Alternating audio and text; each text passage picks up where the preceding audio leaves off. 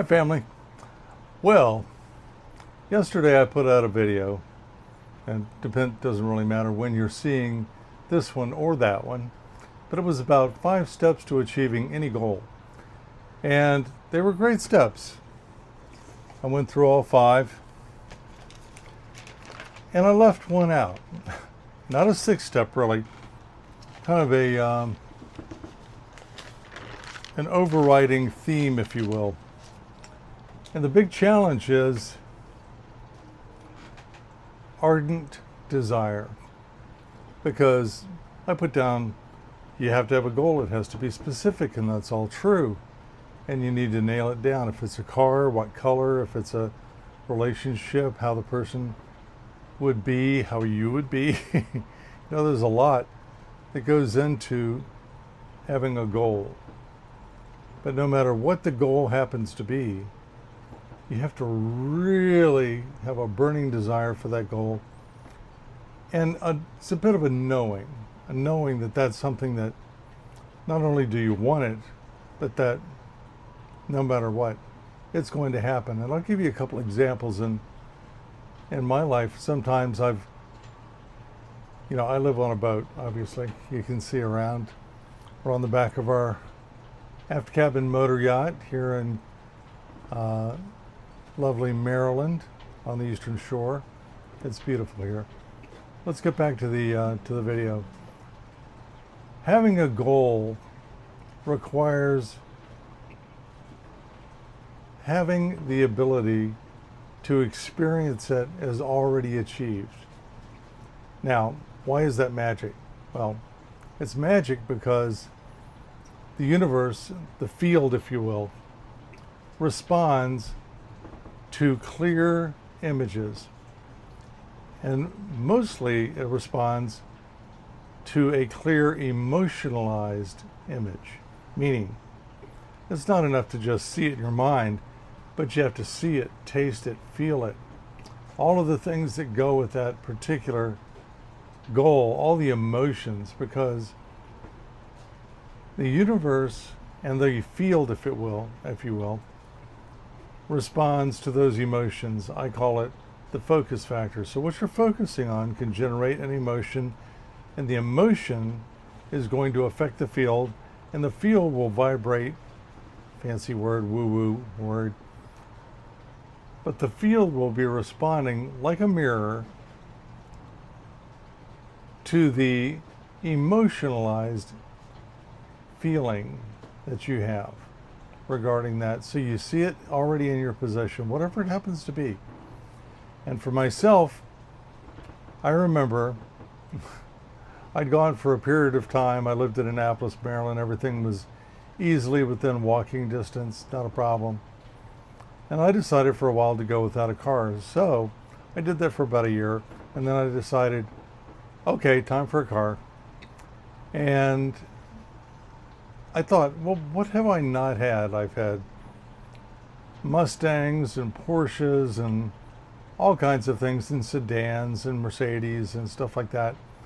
And I'm just saying that those things have always been attainable, both from the work that I did, but for the most part, I simply mused about them. Like, okay, I know it was going to happen. My first car, fairly unusual car, very specific. I wanted a convertible Ford Mustang, and this was 1966 model that I wanted. And literally within a day or two, one came available within my price range. It's laughable now. About $400 for this car, and I was just the happiest kid. And I spent so much of my time with that vehicle, but it didn't take long to achieve it or receive it after I was specific about what I wanted. 1966 Ford Mustang convertible, there we go. And I got it. Later in life, I found that when I was looking for my next step, say in a home, and I live on boats, as I mentioned previously, I thought, well, hey, I would muse. I would go, what kind of a boat do I want? Let's go back to the car example for a second.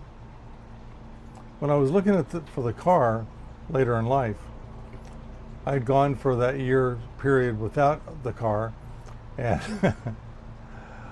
I thought, well, what have I not had? And I kind of went through my list, and I thought, well, I've not had a Mercedes convertible, one of the 380 SLs or the 450 SLs. If you're not a car person, it doesn't matter.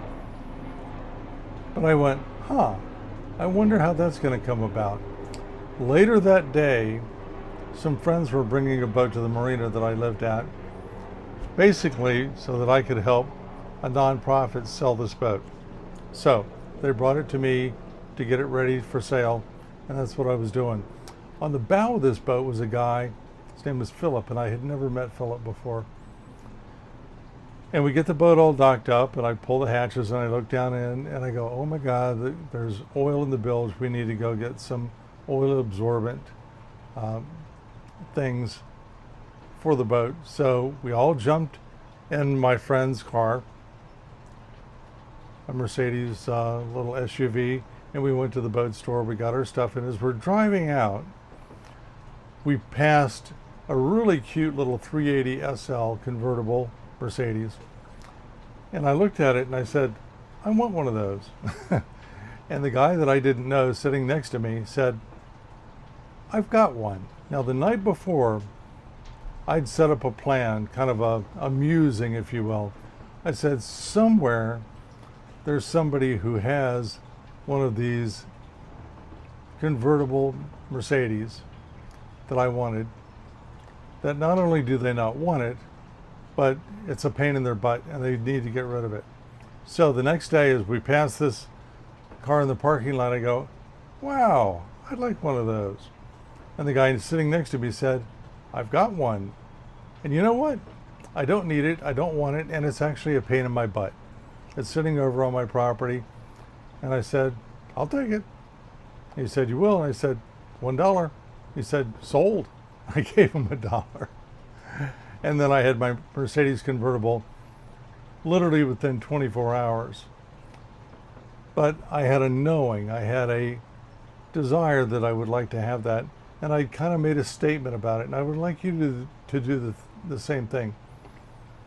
If you have a goal that's really something that you figure, yeah, I'm going to get that no matter what, take a moment and write out a sentence or generate a sentence, however you're going to do it, of how that's going to come into your life. Like for me, it was, I want this Mercedes. I've never had one. And I would like it. I wanted it to fit in my budget, which at the time was basically zero. And I said, somebody somewhere in this region that left a lot of opportunity, there's a lot of these cars around, somebody in this region has got one, and not only do they no longer want it or need it, but it's actually a pain in the butt and they'd love to get rid of it. And that's exactly what happened the very next day, almost a verbatim of what I had spoken.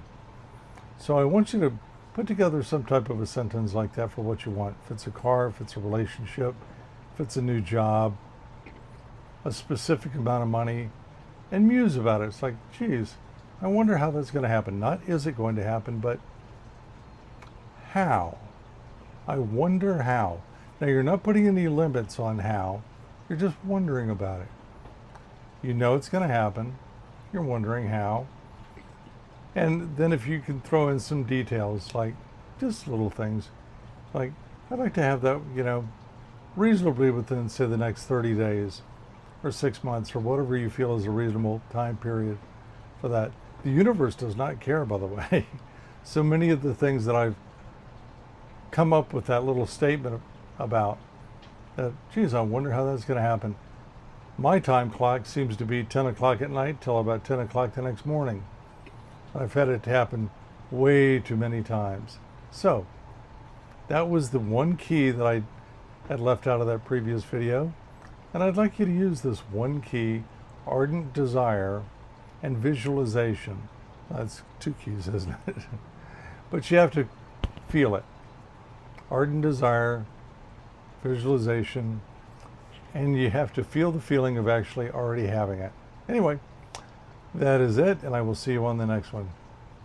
All the love, all the power. Have a great day, and achieve your goals.